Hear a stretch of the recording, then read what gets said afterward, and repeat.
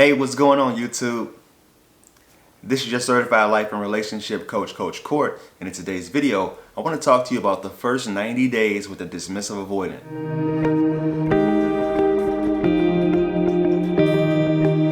Thank you for sticking around. If this is your first time viewing me, do me a favor and subscribe to the channel by clicking that subscribe button and ringing that little bell so you're notified for the newest content. Before I get into the content, if you want my help personally, reach out to me on my website at www.fruitfulseeds.com. Go up and click the coaching option, or you can send me an email via that website. But please be patient as I have to respond to my paying clients first, but I will get around to your email eventually, given that it doesn't get in the wash of the emails. Thank you. In today's video, I want to talk to you about the first 90 days with a dismissive avoidant. Some of the things that you'll see, some of the things that you should be looking out for, because usually those red flags are always there, but for some reason it gets hidden behind that honeymoon phase.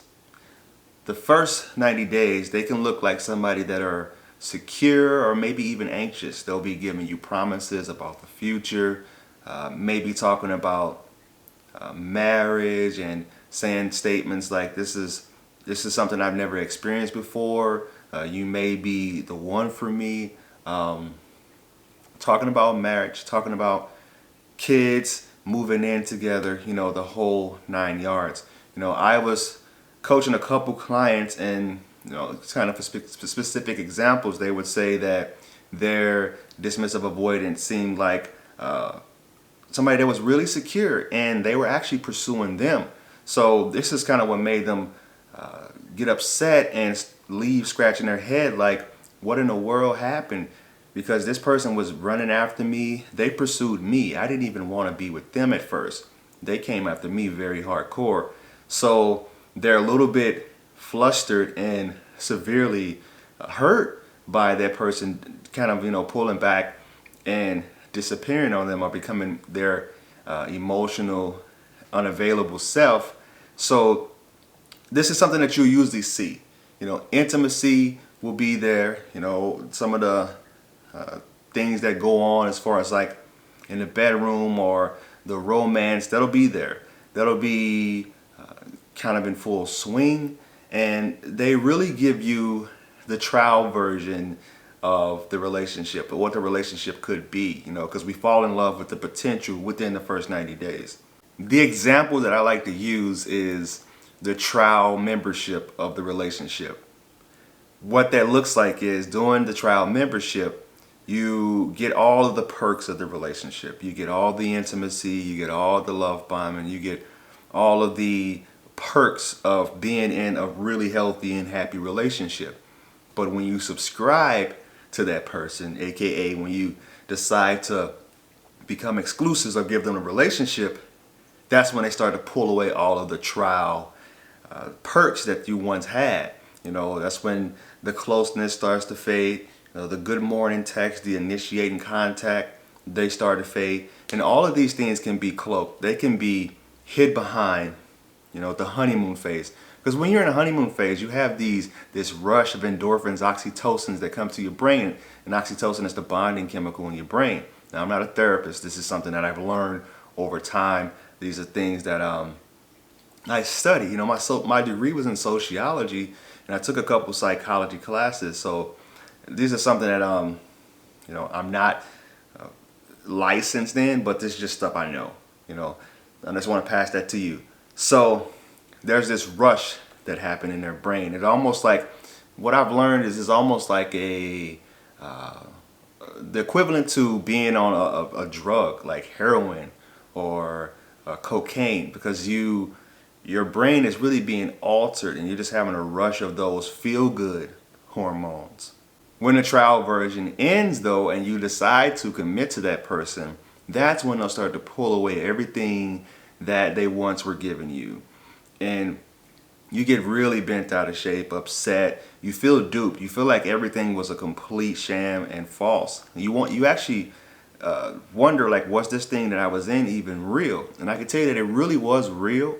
It's just that when you got too close for comfort, they decided to put their walls up and protect themselves. You kind of flew too close to the sun and you got your wings clipped. There's a notion about the first 90 days of the relationship is when relationships usually fall apart and they fail. You start to see these things, like COVID. Right now the mask is on, but when you get home the mask comes off once that 90 days, and this can go up to 6 months. Once you get to 6 months, there's no way, unless you're completely blind or you're turning a blind eye to some of the things that are going on.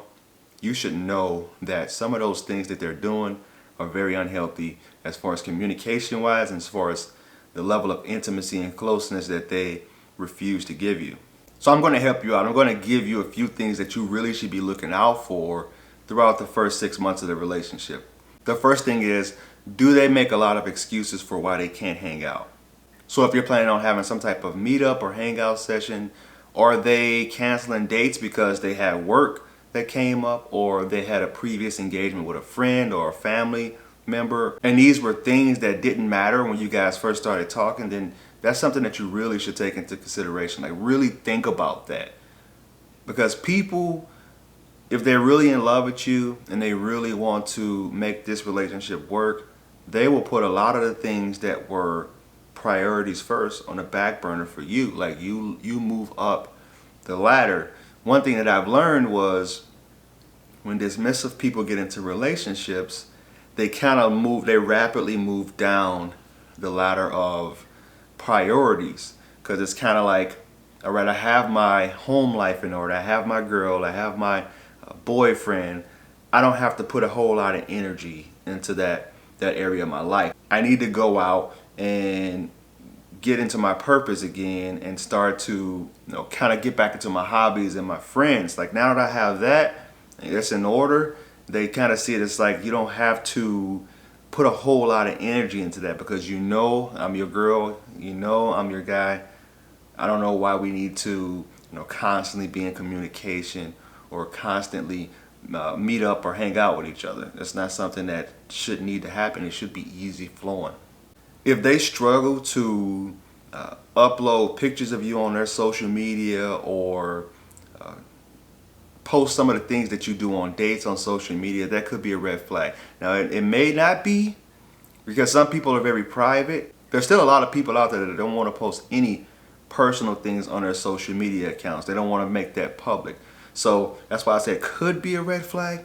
But when it comes to women though, they like to show off their men. They tend to operate from their emotions, and if they're feeling emotionally high and elated, they'll post you on their social media to just kind of show everybody that, hey, look at this amazing man that I'm with.